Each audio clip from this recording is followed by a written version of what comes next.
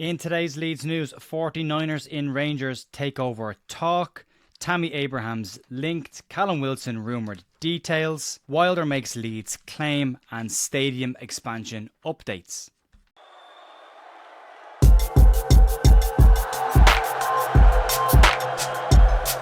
Morning folks, Chair here at The View with your news for Thursday morning, the 20th of February, and there's a lot of stuff to get stuck into today. Just a real quick update, we had Adam Pope from BBC and Don't Go to Bed Just Yet on the podcast last night, just talking about the first half of the season, the change in Leeds since the turn of the year, and what's coming up in the end, as well as some personal thoughts on what's gone on in the season so far this year. You can check that out if you want to. I'll link it at the end of the video as well.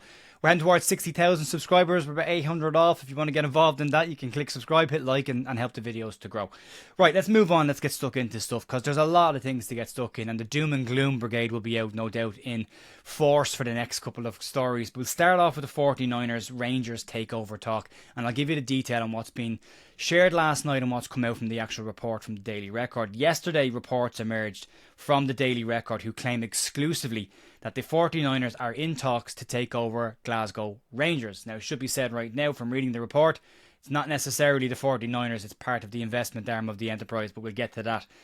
It probably shouldn't be a surprise, though, at this point of the season, seeing that Greta Steinson's role at Leeds moved from being one that exclusively looked after Leeds United to being one that now oversees the 49ers' global football operations. At the point when that happened, 49ers had one football club, that was Leeds. Just before that, and earlier in the season, Red Bull came on board, and at that point there was talks of how would this impact the 49ers' plans for a multi-club model. Multi-club models are fairly common in football now, especially with the bigger organisations in world football. There's plenty of examples of this. Manchester City have a very successful multi-club model. Red Bull, also a very successful model. Like them or not, they tend to be in and amongst the top sides in most divisions that they're in. PSG as well have some feeder clubs in that kind of bracket as well. There's other smaller examples of it as well, but the larger organisations see the value in this model, and it also helps with maybe young player development and bigger scouting networks and getting more players around to get more experience. The Daily Record said that the bid is at an advanced stage, and the full report says the following. The Daily Record has learned top-level discussions over a multi-million-pound investment began just before the turn of the year, and now they are believed to be at an advanced stage.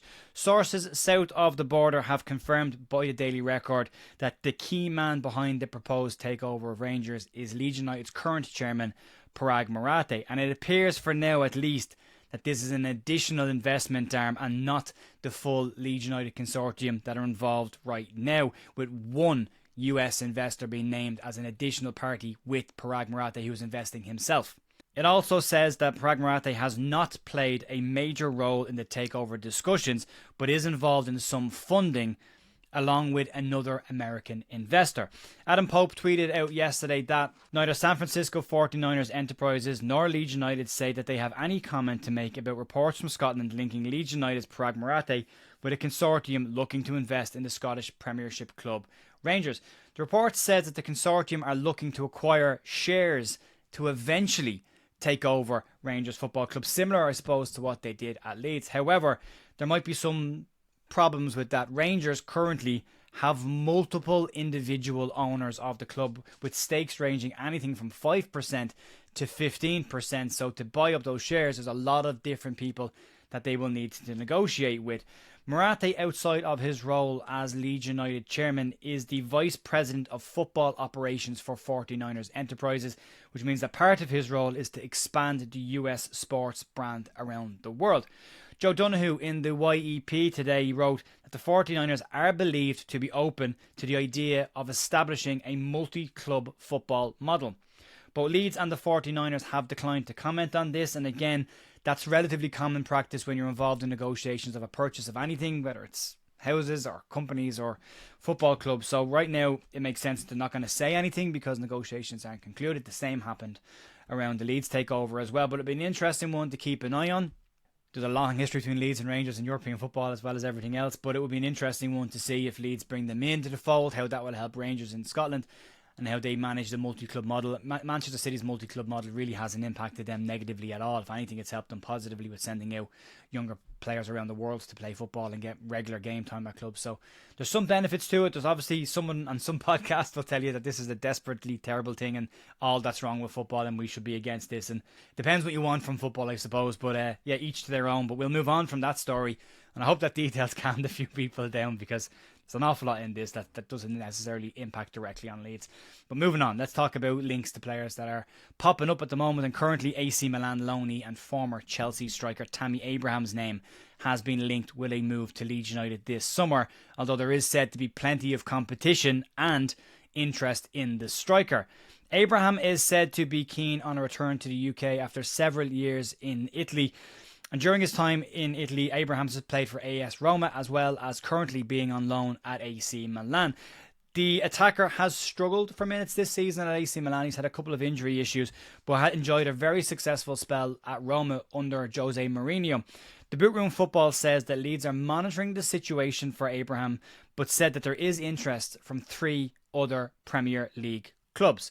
TBR has linked West Ham, who apparently made a move for the player in January, as well as interest from Everton and Newcastle as well in bringing Abrahams back to the UK. The injury situation this year will be a question mark whether Leeds can bring him in, but if you get a fit Tammy Abrahams, for me it's a very, very good signing and definitely a different calibre of striker than we've currently got. Premier League level, I would say, as well, although his record in Italy doesn't look spectacular right now. There's a lot of issues at a lot of the clubs he's been at as well, but for me, I think Tammy Abrahams will be a very good sign if he could get him in, and if, assuming his injury history moves positively going forward, but that will be a major factor and will also be a factor when we come to another story in a couple of minutes.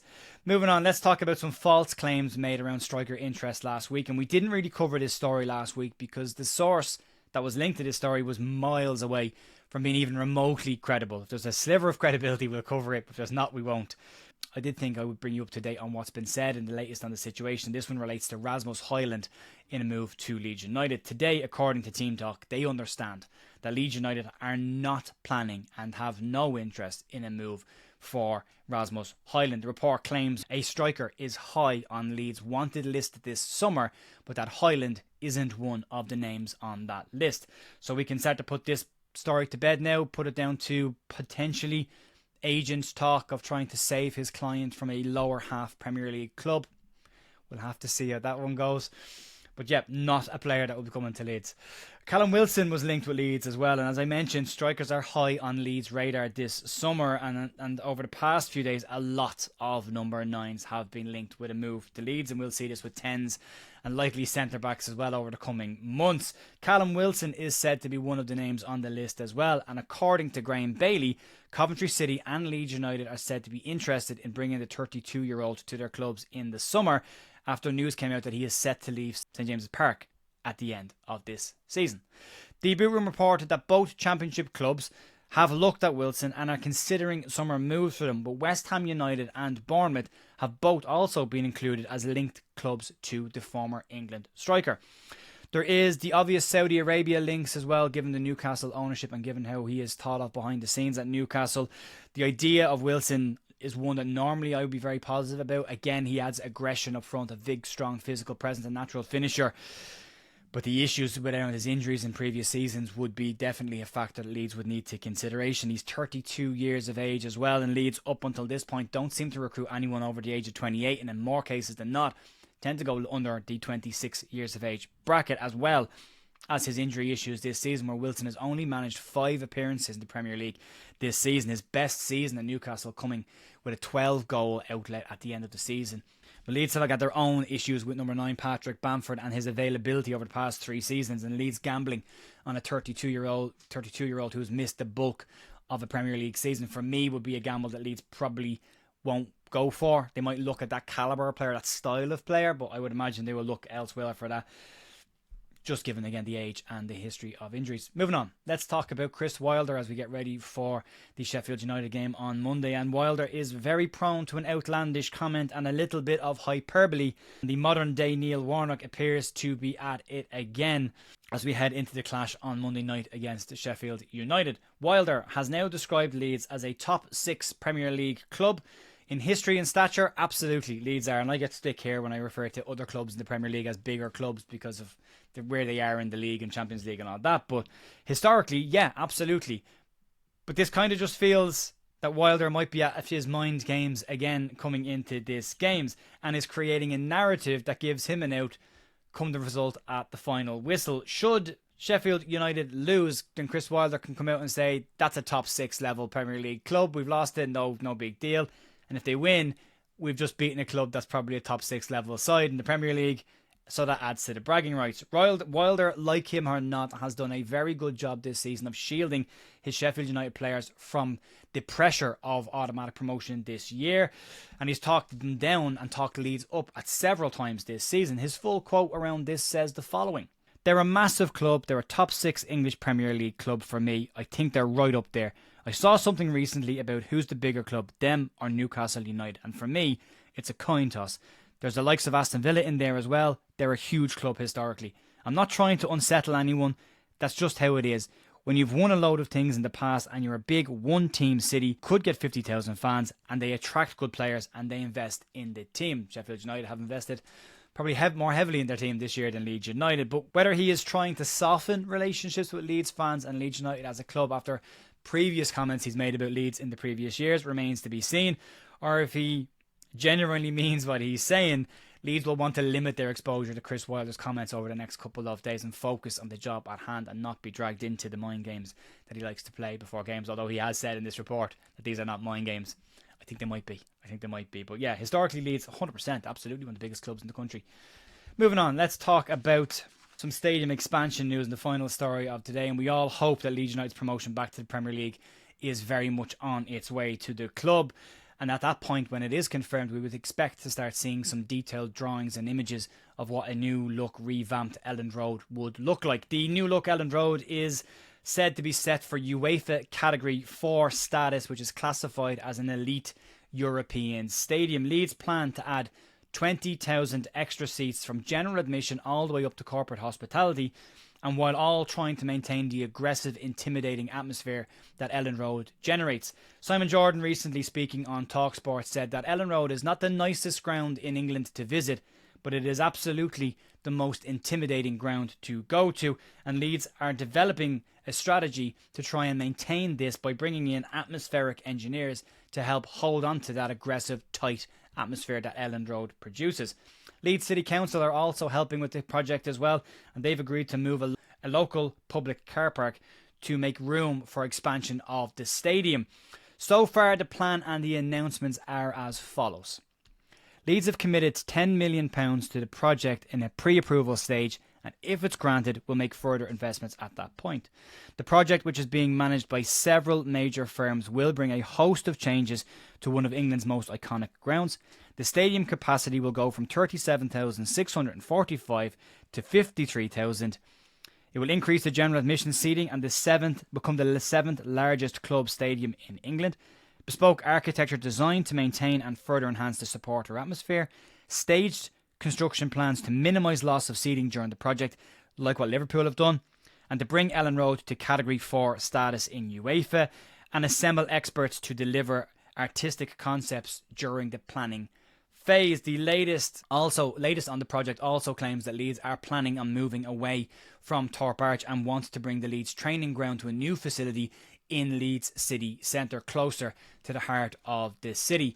They're interesting plans. I really enjoy looking up on these and seeing what they're going to look like. It's exciting to see what Elland Road will look like. As Adam Pope said last night, in a couple of years' time, this might not look like the same Leeds United we know now, but it'll be interesting to see where we are at that point and how everything around the stadium looks. But it could be a massive stadium. They've also said that it will be in line with the development that Everton have done at Bramley Dock in terms of the status of the stands and what will be facilitated within them as well. So it's really interesting. There's a lot of stuff, as I said, today to get stuck into. You can check out the Adam Pope interview on last night's podcast if you want a little bit more Leeds news videos today.